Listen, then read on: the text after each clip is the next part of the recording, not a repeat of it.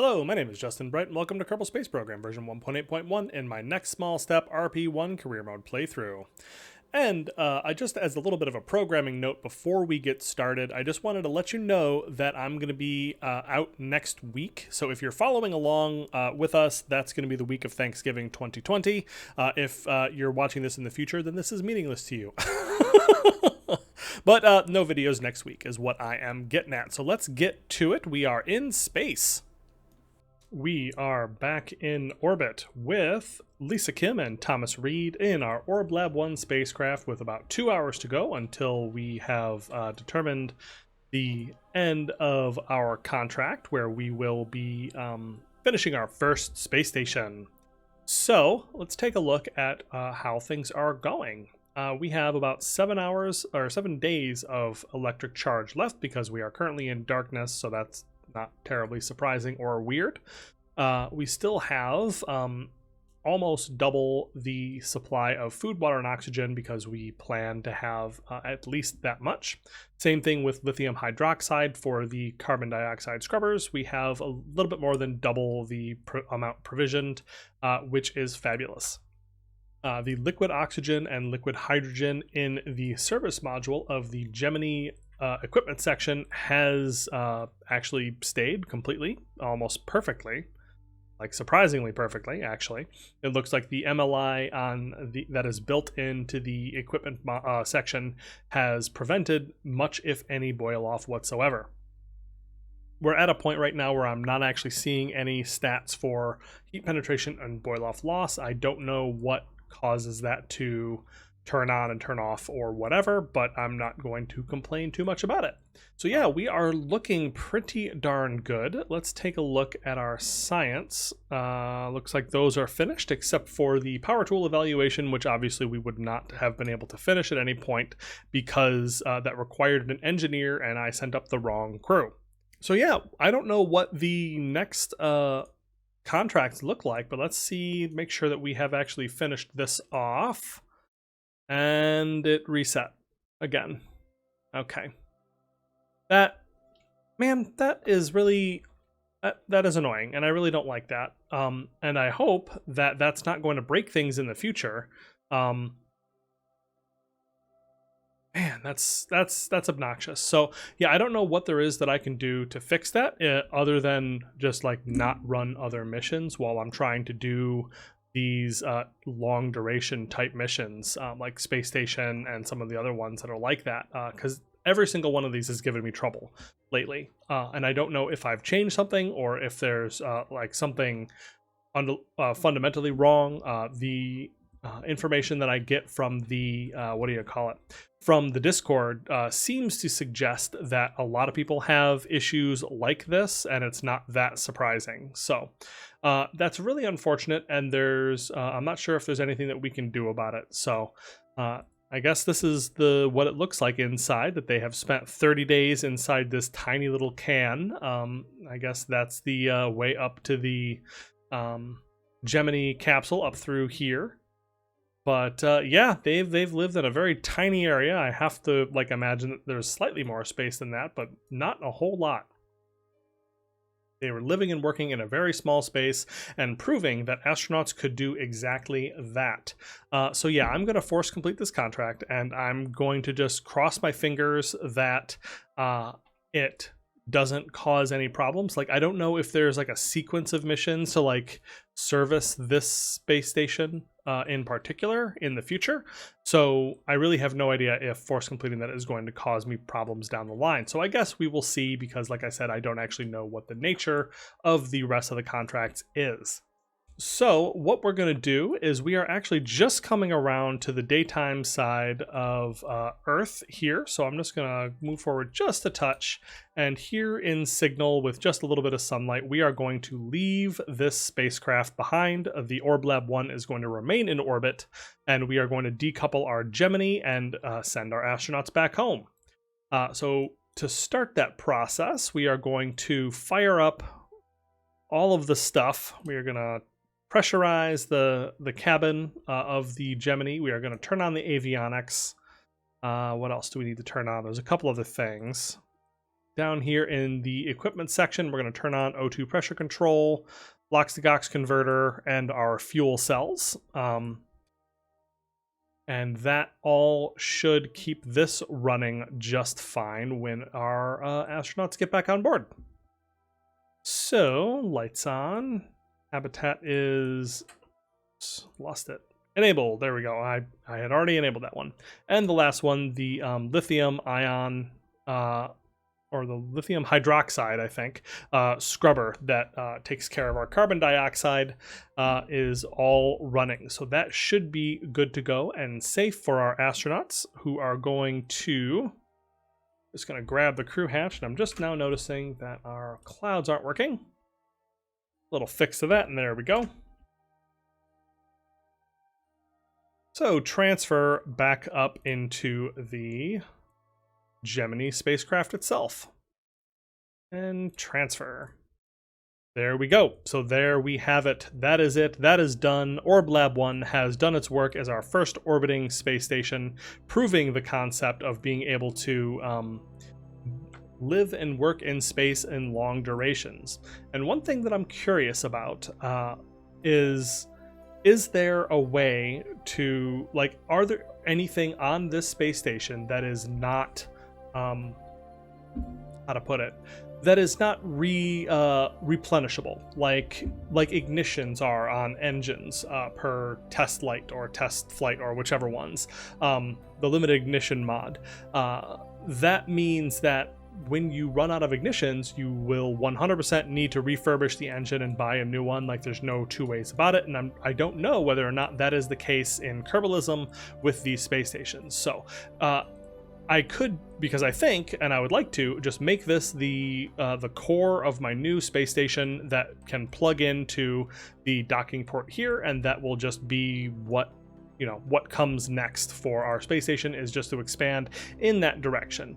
Maybe I'll send up a better core hub at some point in the future, but it's not like 100% necessary. Perhaps, unless there is some need to replenish things. Like, I don't know if the scrubber will just work 100% of the time so long as I replenish the lithium hydroxide. Is that the case? I don't know. So that's kind of what's on my mind now as I'm thinking about the next steps that we have for for our space station endeavors, because we have more places that we would like to put space stations. We want to put one in orbit around the moon, and we want to put one in orbit around Mars, and I'm going to want to know how I can keep them running. So another thing I'm going to do is, let's just take a look at all of our stuff here. We don't actually need all of this oxygen, and all this food, all this water.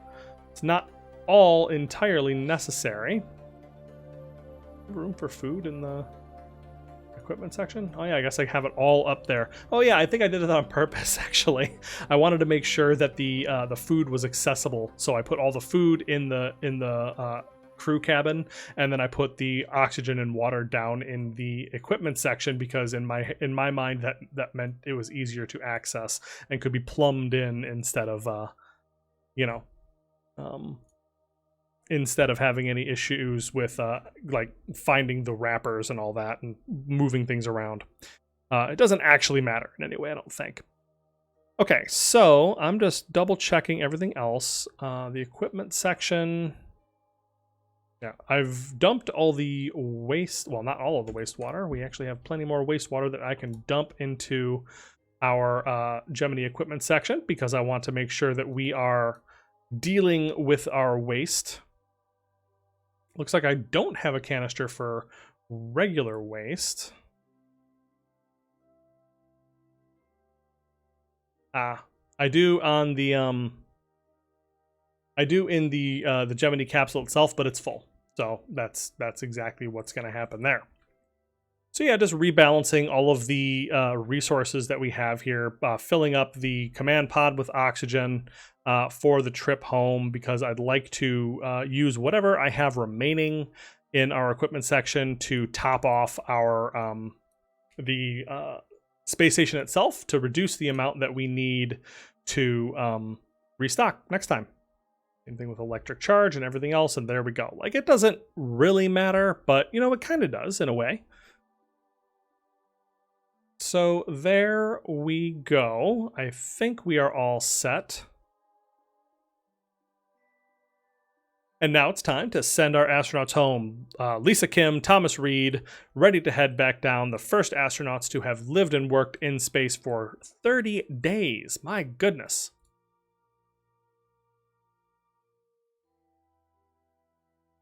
And assuming that they make it home safely, I will force complete this first space station contract, and then we will see how much I've ruined everything. All right, so just reached in and click undock to remove our spacecraft. And we are just pushing gently away from the Orblab, which, remember, does indeed have the ability to control itself if it turns on its avionics here. So I can do that, and then we can kill rotation. Okay, yes, everything is working wonderfully, which is good. So I just want to make sure that we are pointed directly at the sun. Okay, 100% sun exposure, and we are ready to go, and we have as much of all this stuff as we can and we need. So I am going to turn off the habitat, the O2 pressure controller, and the lithium ion scrubber to save all of that as much as I can. And then we are going to turn off our avionics, although we don't need to. I'll just leave that on just in case for when I come back to it. And there we go. That is our Orblab 1, which is going to be our first space station. Simple though it is, it's a little bit similar to the Manned Orbiting Laboratory, which also was, this portion of it would have been left in space. But I don't know if the Manned Orbiting Laboratory had the ability to recouple with a Gemini spacecraft that was sent up. So that is the idea behind this, which, as you can see, has the crew hatch underneath the Apollo version that is able to actually make these kind of dockings. And that is kind of my very first, first space station, and my very first service module that is able to dock with and work with at the space station. So I'd be able to send up Gemini in this configuration to do to send up crew, if that is what ends up happening. So nothing left to do but to flip around retrograde and begin our deorbit process. So I wound up yammering my way halfway, or a good amount around past the terminator between night and day. And this spacecraft, even with the docking module and using, you see that we have two of the RCS, the Gemini Orbit Attitude and Maneuvering System RCS, the ones that fit really nicely. We have two of those in this direction so that it can push itself along, but then I have two just standard generic thrusters tucked away in a similar fashion, and that is what we are going to use to actually deorbit the craft, because the amount of thrust on the engine versions of these is so abysmal that I just cannot be bothered. Alrighty then, so there we go. That is where our spacecraft is. So we are just going to fire up the little engines and begin coming home. And even though I picked these up because they are a little bit better than the Gemini versions, it's not by like a lot. These still burn about 400 meters per second over the course of 900 seconds. So that's a good long time. So I'm going to just turn up the time warp, and we are going to push down, saying farewell to this space station, Orblab 1, until we get down to a perigee of about 60 kilometers for our standard re-entry. All right, and cutting the engine there and rotating around to start thinking about the actual re-entry attitude that we will be taking here shortly. And yeah, so there we go. That is about that. And you see that we have about 340 meters per second that we could have used to rendezvous and dock with the Orblab if this was sent up on its own and just deposited into orbit by a capable launch vehicle. All right, so we are just now touching the top of the atmosphere, and so it was probably a little bit late for me to do this, but whatever. I am now going to decouple.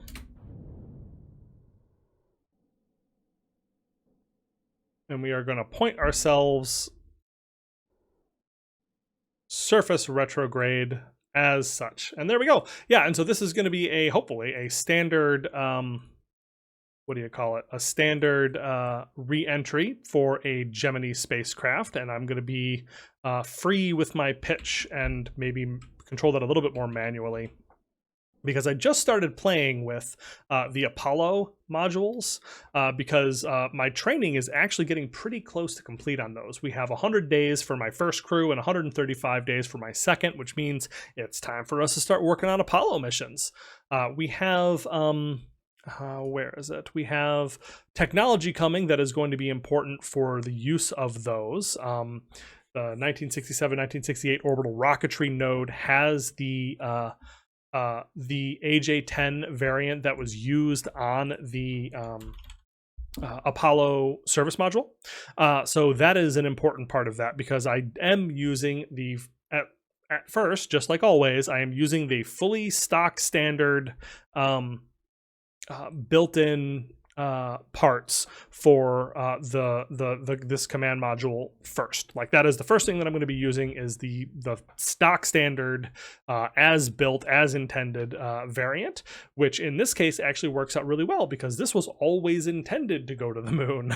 So that is not going to be something that we have to jury rig too much until such time as we go to Mars. Although in let's see, where, I don't know, couldn't tell you which one it is. You see, once again, I've gotten it in my head to actually research everything. But in one of these, we have another level of capsules beyond Apollo, and I think they're speculative based on my understanding of the technologies talked about there. But there are, whoops, hold on, oh my gosh. Okay. Let's do this properly here. Let's turn descent mode on, because we are just at 100 kilometers, and then we are going to just point ourselves a little bit up and then not worry about pitch at all. And I'm just going to let the descent mode guide us down, and just, we are controlling roll so that we are oriented in this direction, and we are controlling yaw so we don't slip off to one side. And the only thing that is dynamic is pitch, which will be controlled by the aerodynamics of our capsule, which is exactly what we want. So anyways, we have, there's a speculative Apollo that is in here somewhere that is going to give us, I think, what we need to get to Mars. And I'm going to have to do a little bit of research into what those are actually referencing. But yeah, there's like an Apollo Block 3 with an orbital living module and all this other stuff. And like I said, I'm fairly certain that is the kind of technology that we'll be using to get out to Mars, because we are not going to jury rig our trip to Mars as quick as we possibly can. No, we're going to go there with the absolute best technology that we can muster. All right, so I don't know why we're pointing in this direction, so I'm just gonna manually put us into the proper landing ascent or descent profile. I've got descent mode on, so I don't know what the deal is there, but yeah, it shouldn't take too much more adjustment. Also want to make sure that I'm watching our RCS fuel as we are coming down.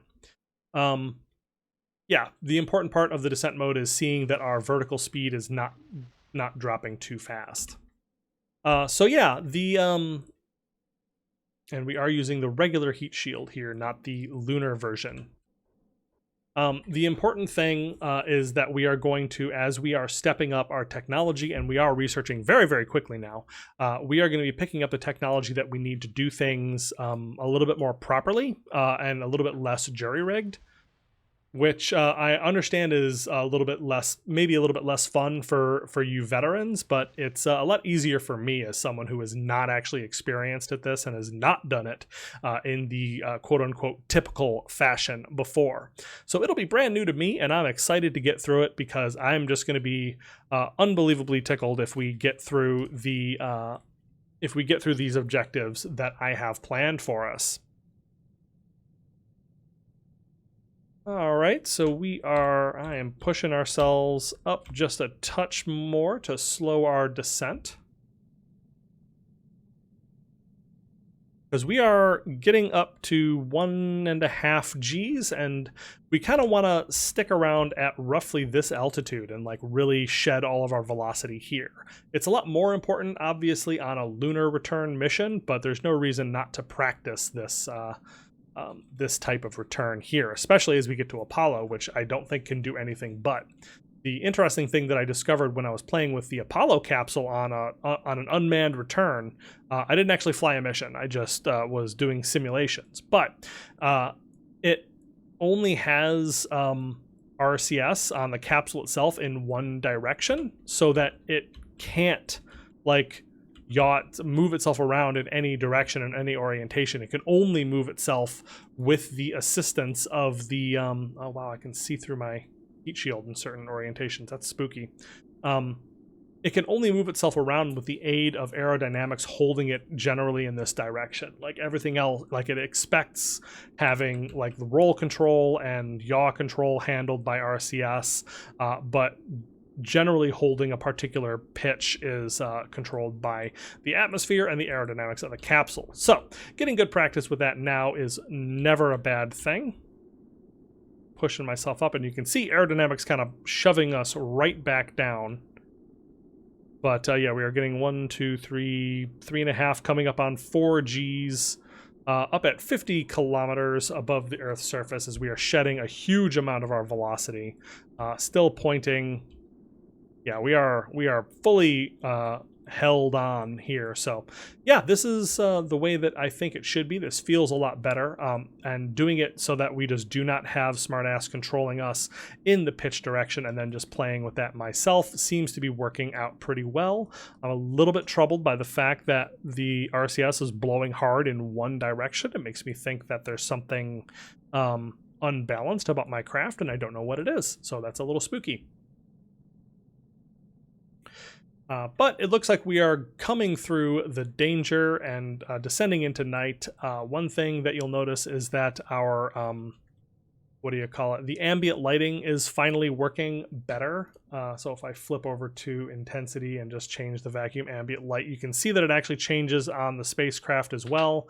I finally did what I said I was going to do a million times, and turned off or uninstalled engine light and engine lighting relit, because I had used one and then I used the other, and then I went back to engine light, and I think it was those mods that were killing my ambient light. Like there was some bug where the entire Kennedy Space Center was like black, and that problem went away once I uninstalled it, and all of my ambient lighting issues went away when I uninstalled those. So it's a bummer to lose those visual mods, but just to be clear, those were never considered. We can actually prepare for our chute opening, our drogue.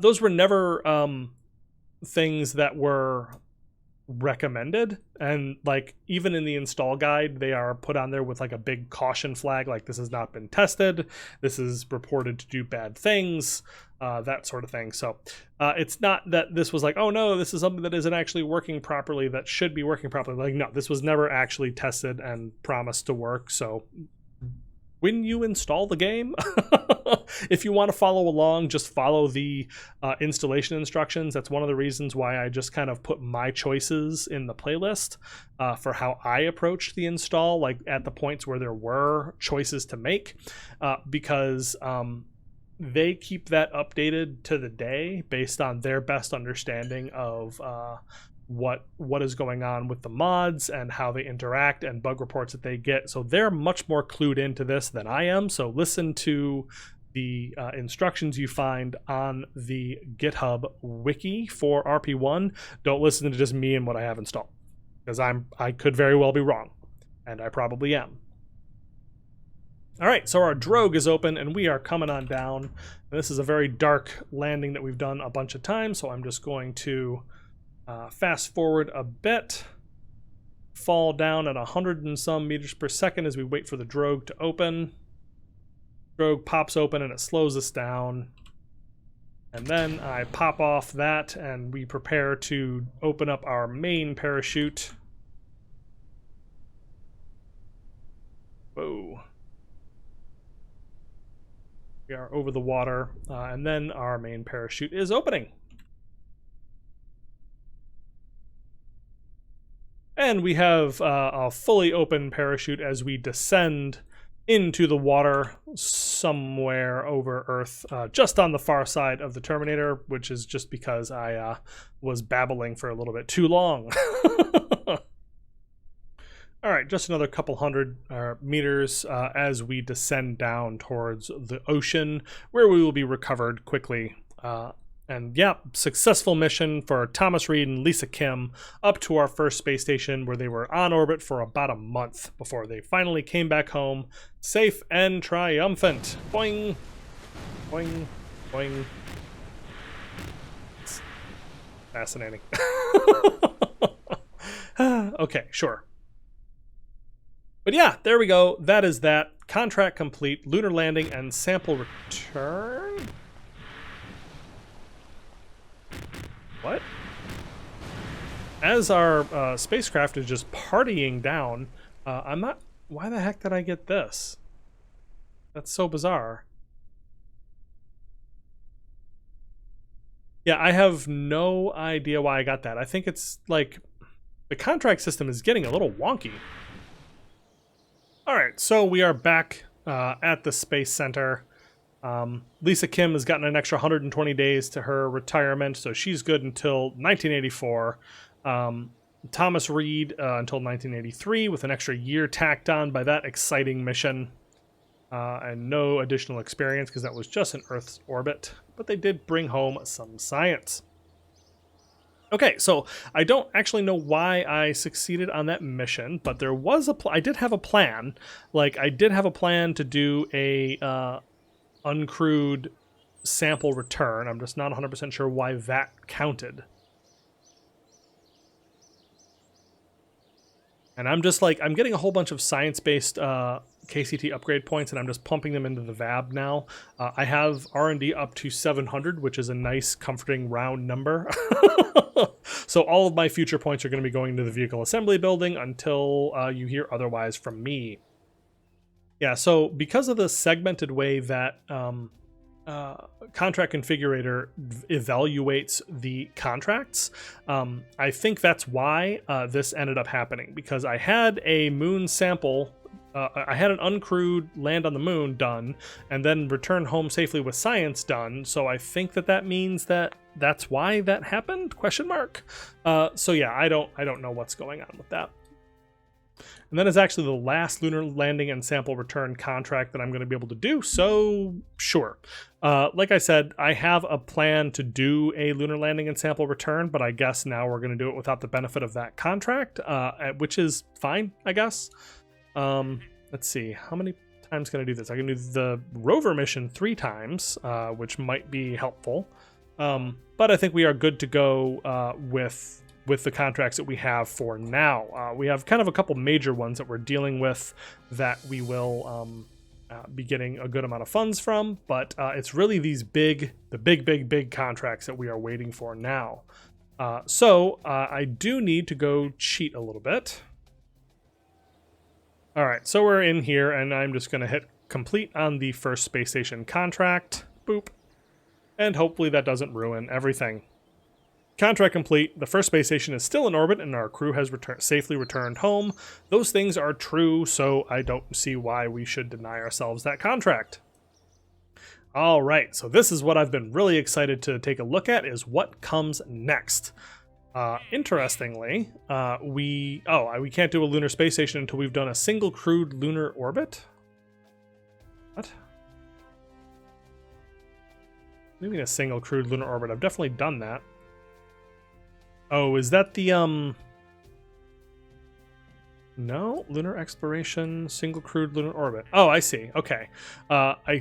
Yeah, this mission can be completed up to 2 times, and it is different than the first crewed lunar orbit, but this is just the subsequent, basically do the exact same thing. So you do the first crewed lunar orbit, and that's got a big payout and is a big deal. And then the single crewed lunar orbit is just, okay, do that 2 more times, but we're not going to give you millions of credits for it. Which, I mean, seems fair. So I have to do this at least once before I can start looking into a lunar space station. But weirdly enough, I can just go right ahead and do a Martian space station, which, you know, sure. Holy crap, that's a good amount of money. Ooh, but I mean, yeah, that's a big, heavy thing to get people out there for 30 days and survive and then back home again. So that's a whole, like, that is a valid amount of money, I feel like. Yeah, and now we can add a power module to Orblab 1, which send a new power generating module to Orblab 1, generate at least 4 electric charge per second. Holy crap. That, like, 4.0 electric charge, that is that's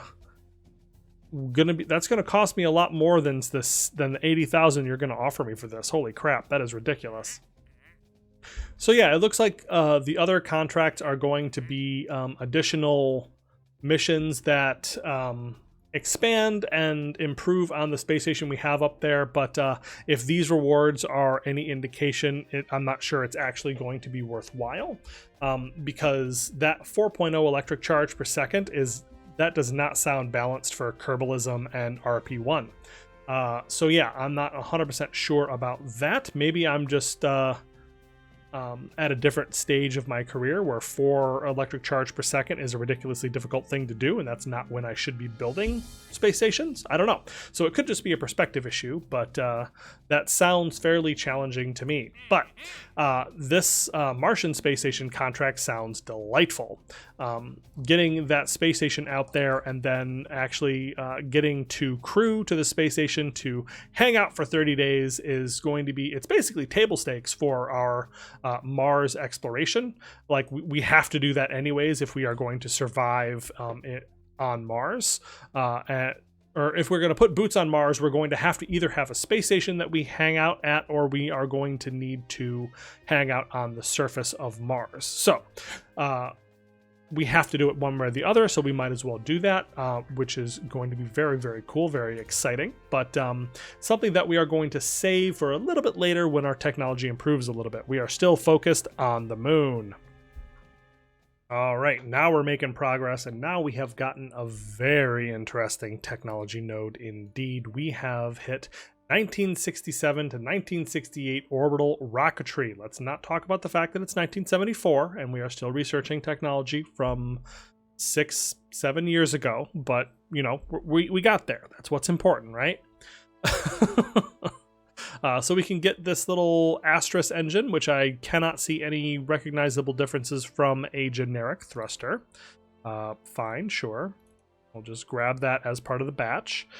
We are getting the F1 engine, the Rocketdyne F1, on which the Saturn V was built.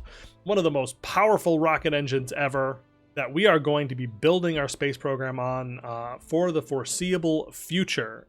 So yes, there are a lot of other things that I could be doing as far as rocketry, but the F1 engine is a big, absolutely gorgeous and glorious thing.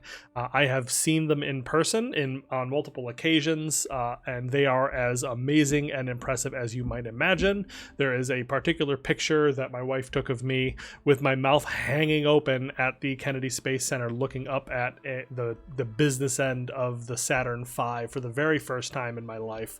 And yeah, it may be the thing that everybody does, but I'm going to be pretty excited to do it myself. Let's just say that. There will be some additional stuff and some new innovative things that I do going beyond. Well, innovative, I don't know. I'm going to try to do some new things beyond just the standard Saturn V, going past that, especially since we are really moving our technology forward as fast as we possibly can. But I don't see any reason why I would change the formula that has worked for me so far, which is to first base my technology and my builds on reality and then move on from there once I see more beneficial combinations. So F1 engine. Really excited about that. That's going to be a fantastic thing. And the other important part, the AJ-10-137 service propulsion system. This was used on the Apollo service module. It is that gigundous engine bell that you are so familiar with from movies and television of seeing the Apollo spacecraft. It's that gigantic engine nozzle that sticks out and has just really quite a good expansion ratio, which makes it quite nice. And that is a key part of the Apollo service module, so we will be using that as well. And I've been using AJ-10s for as long as I can remember, so that is going to be something that we get to use going forward as well, even though things have mostly become the Hydrolox space program, but that is something that I think will be a lot of fun to play with. So there we go. We have unlocked those engines for actual use, and that is going to allow us to launch this big, beautiful vehicle that I have put together that I'm just calling the Apollo test for now. But this is what I am going to put into orbit to first test out the Apollo module. Before I put astronauts on here, I want to launch this thing uncrewed, for goodness sake. So, I have actually gone back to the drawing board, and I am going to be calling the launcher that I'm using here the Paladin 2-B, which is actually the Saturn 1B. Like, literally the Saturn 1B is what this thing is modeled after. It has 8 H1 engines of the H1 200K variant on the bottom, which gives it a lovely surface level thrust of 1.2, just about. Pull this apart. And then our second stage is just an absolutely massive, look at this thing, just this huge second stage with just a single J2 engine. There are some other Saturn prototypes that never got built that are that use like 4 J2s, and the Saturn V itself uses 5. Like, I have no idea how I'm going to pack that much liquid hydrogen in one place. Like, that is an absolutely ridiculously sized stage for just a single J2, and then 4 times that is definitely going to be something that we have to move up to like a 10-meter diameter at least. So yeah, that is what we have for our second stage, and this is a 2-stage rocket, well, a 3-stage technically, but a 2-stage rocket where we have the 8 H1s and then the 1 J2, which makes it exactly a Saturn 1B. That is exactly what that is and what that is based upon. So I kind of went back to the drawing board looking for designs that I missed because I just unlocked the 200K variant of the H1, and I wanted to see what I could do with it. And then here we have the Apollo module. So I can claim literally nothing here. I have done nothing to it except for try to faithfully recreate the Apollo service module with the parts that I have available, which means we have the AJ-10-137 service propulsion system here on the bottom, the service module that is running with fuel cells and liquid oxygen, liquid hydrogen, NTO and Aerozine, all of those things. It's all default setup. I've changed nothing because we are not going to have any crew on board. We have the Apollo high gain antenna hanging off the back here, giving us communications that are good out to the moon. We have the Apollo service module RCS block, which I have put on a little bit wrong here because it's being occluded by the by this little umbilical clamp, but I had some small trouble with that, like wrestling with how that was going to work, because these like fire out to the side a little bit. Like, do you see that? Let's see if I can get closer. It like comes out angled, and I don't really understand why that is, or if the shape actually supports that, but it drives me a tiny bit crazy. They're definitely not angled such that you can have them on the side here. Like, that's not super great.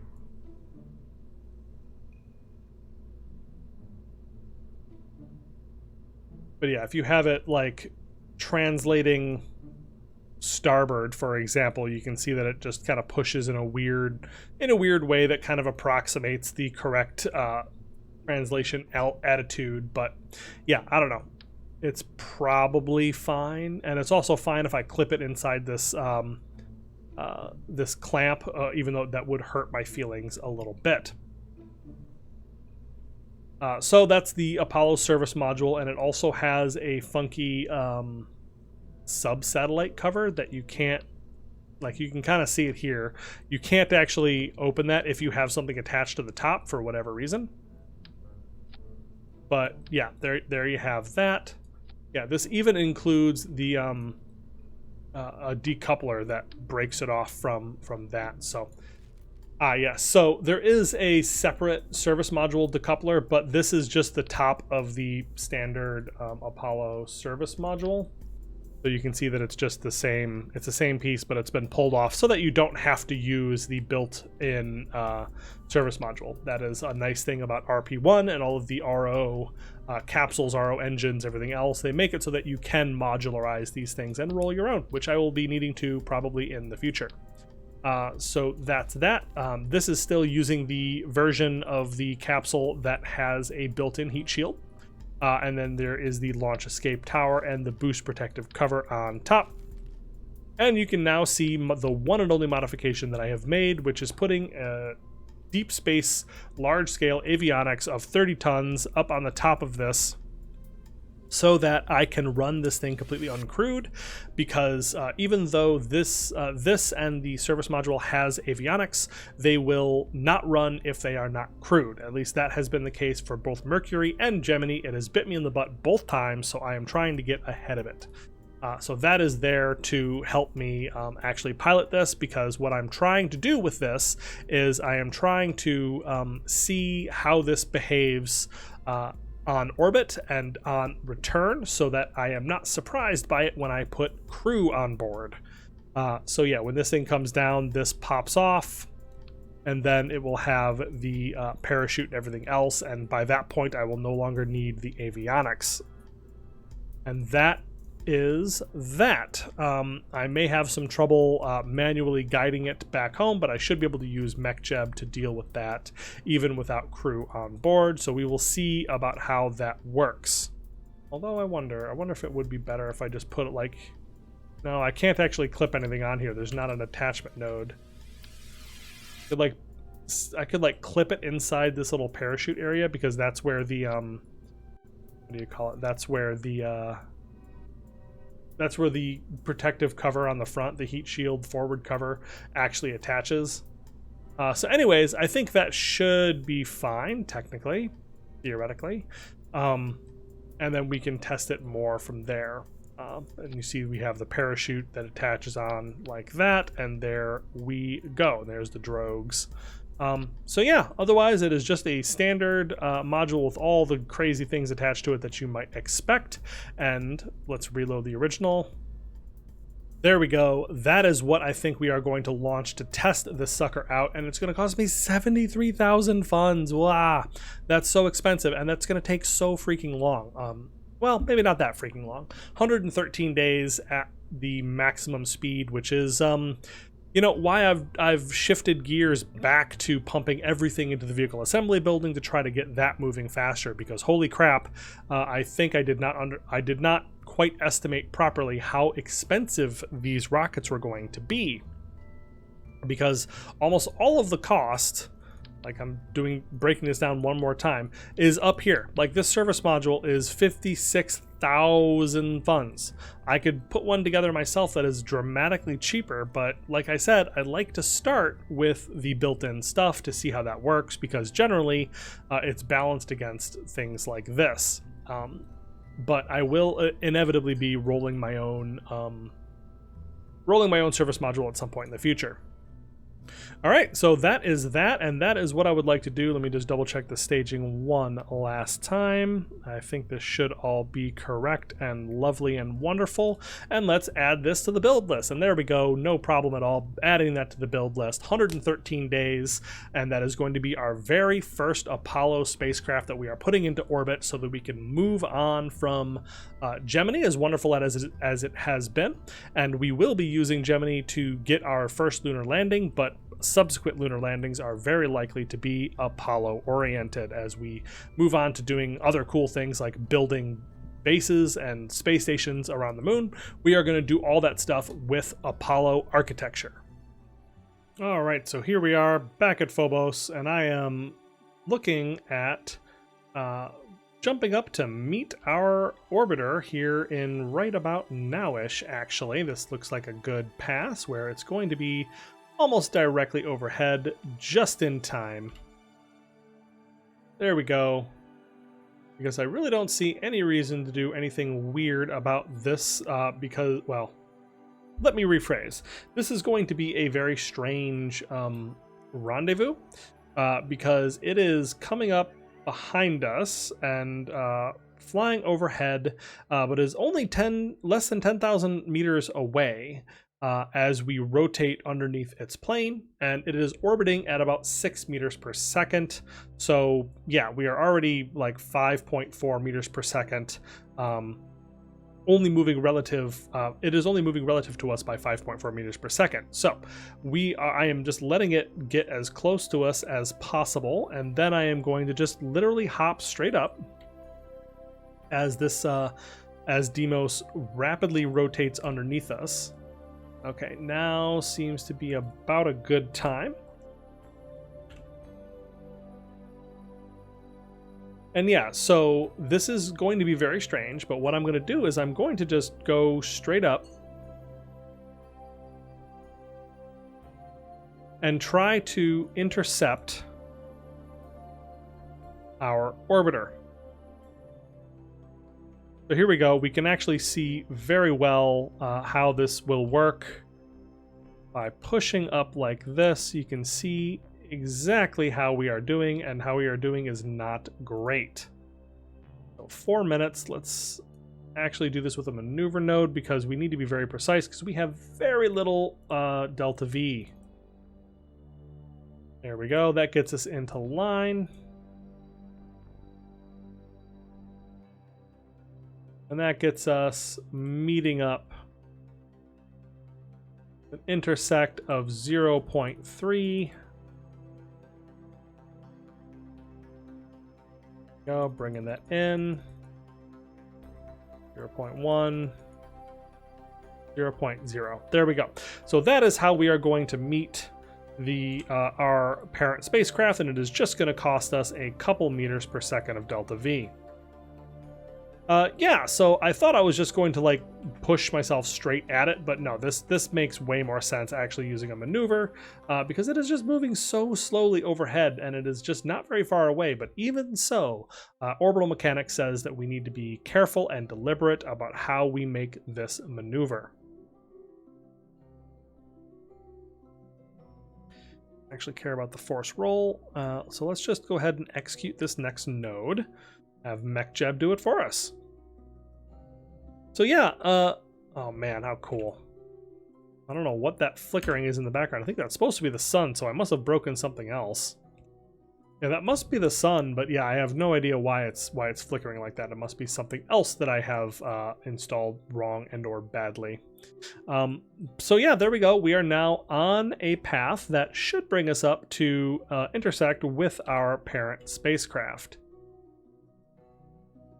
which is just really good because we are out of fuel. Like we have 11 meters per second of delta V remaining. So yeah, we are just barely going to be able to intersect with our friend up here. There we go. We're just rotating up and you can see our intersect here and we are getting closer and closer. All right, so we are just like almost completely out of delta V here, but we are moving on in, and I am now going to move up, and I may have to do the docking with the actual orbiter spacecraft itself.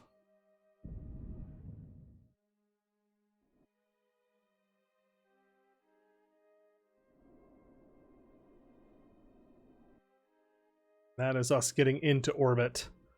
And yeah, I am almost certain we are going to have to, yeah, it's, yeah, we have now, shoot, we have lost control and we are now spinning, which is going to make this very awkward indeed.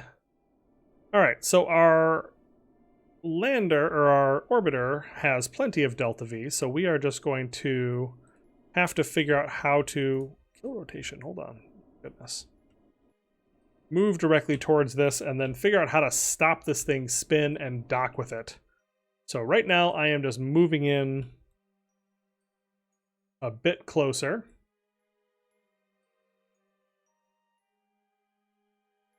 We have managed to at least match our trajectory so that we're not drifting too much.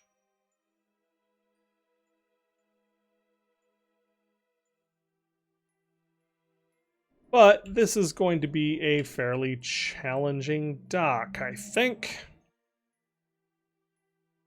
Yeah, I'm a little bit afraid to click part minus because that is going to be all kinds of a weird thing.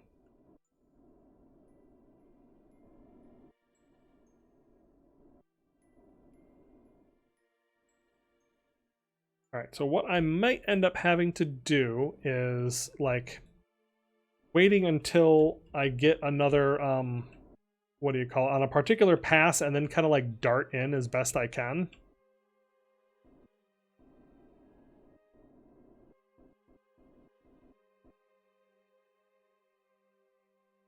Because I don't want to snap anything off. Yeah, this thing still has plenty of control. Let's pull this magnetometer back in at the very least. Oh no, stop, stop, stop. Stop, stop, stop.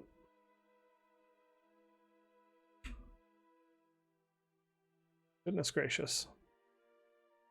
Cracked magnetometer, please. There we go. So at least there's that. Okay, so what would be the safest place that I could do this?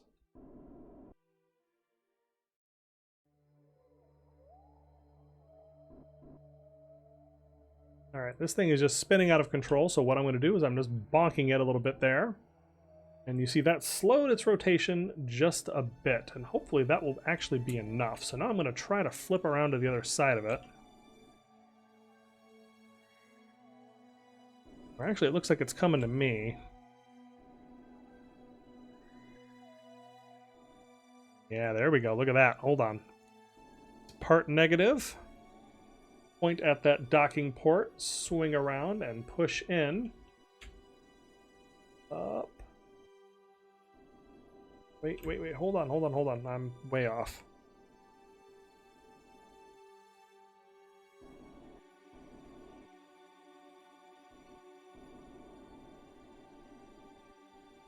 All right, so now I'm using the docking alignment indicator to...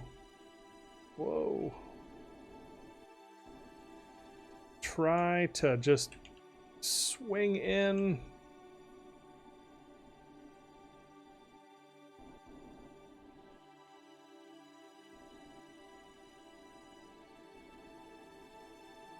And match, basically I'm just matching its rotation as best I can.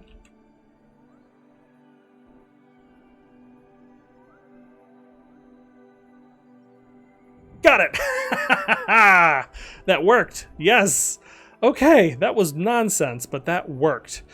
So yeah, we are now docked, and I am able to move fuel back down into our Martian Moonhopper lander. Ooh, that was ridiculous. So yeah, it was basically what I was able to finally do was just do target part minus after bumping it to kind of slow its rotation a bit, and then use that and then just kind of follow the indicator around here to basically match the rotation of both vessels so that they're both rotating in the same way and get close enough for the magnetic force to pull the objects together in space. Obviously, that would not quite work on a in a real spacecraft because there's no like magical magnet that can yank spacecraft together and lock them very nicely. That would not quite work. But this did, and that is really cool and exciting, and I can now fill up the tanks of our lander, which will give it enough fuel to do the couple more hops that we need. All right, so there we go. We have just a little bit of fuel left, a little bit, 10% of our total fuel left on our orbiter, which means I do not think we are going to make it back out to back all the way up to Deimos. Although let's just, I don't know, just for funsies. Although shoot, maybe, just maybe, I could get us back into that orbit, an orbit that would hit Deimos. But yeah, anyways, that is that, and now it's just a matter of getting this all the way back down, which at this point you've seen me do a couple times, so I think we will just leave that there. We have a couple more hops to do. If I just check our... Oh, actually, one thing I wanted to do is transfer any and all data up to the orbiter itself with the big dish, so that we don't have to worry about that. Other thing is we are not going to show only by known locations, but we are going to show by only known only things on the current vessel. What's on Phobos? Minor craters, major craters, that's it. I have heard from one of the developers that it is not necessarily intentional that you can just get infinite science out of Phobos and Deimos. It's not really quite balanced that you can just get all the science you could possibly ever need out of these two moons, and less than you would get out of Mars itself or Venus or the other major planets. So that's a little bit outside of the norms. I thought I had kind of cracked the code and figured out what I was supposed to be doing, but as it turns out, this is a little bit, I'm not going to say exploity, but it's not really the intended path, and is something that may be patched out in the future. So this is not like your guaranteed golden path toward success in RP-1, but it is something that works for now, and you should take it for exactly what it is. I'm really enjoying this part for the exploration's sake, and I have objectives that I'm going to keep doing regardless of whether or not I vacuum up all the science I possibly can off of Phobos and Deimos. So it's not hurting my feelings, but yeah, it's something that you should keep in mind, that it is not necessarily the intended progression path to just get thousands and thousands of science from Phobos and Deimos.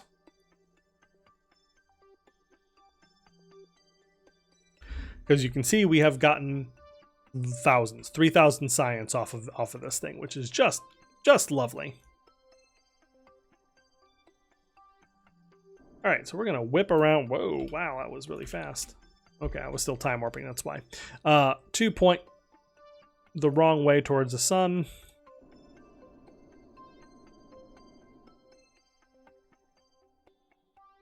I'll top off those tanks one more time before we finish. Shouldn't actually be doing this, but whatever. There we go. Full solar power.